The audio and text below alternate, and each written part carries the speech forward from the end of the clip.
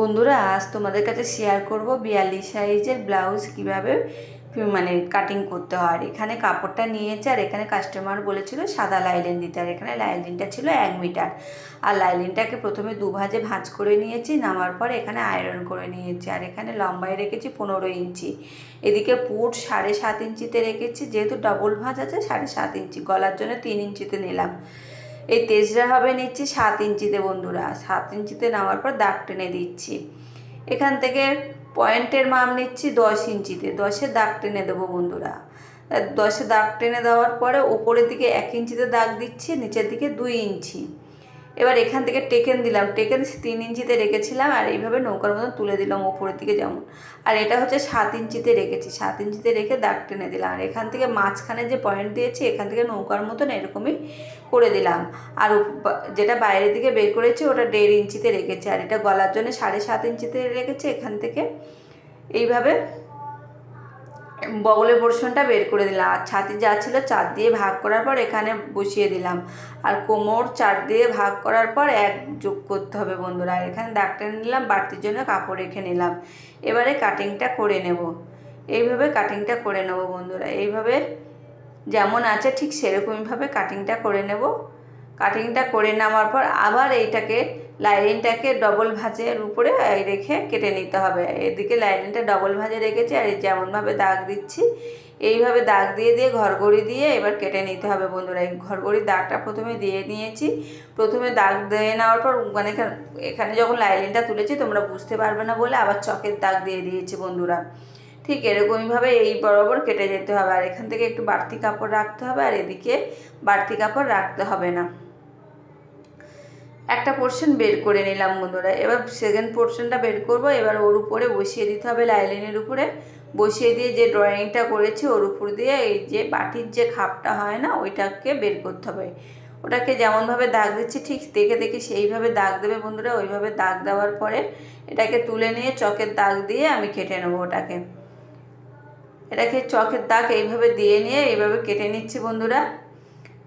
এটা হচ্ছে সেকেন্ড পার্টটা রেডি করে নিচ্ছি। এবার এটা হচ্ছে বাটির ওপরের পোর্শনটা। এবার বাটির যে নিচের পোর্শনটা সেটাও কাটবো, আবার তার নিচে যে অংশটা সেটাও কেটে নেবো বন্ধুরা।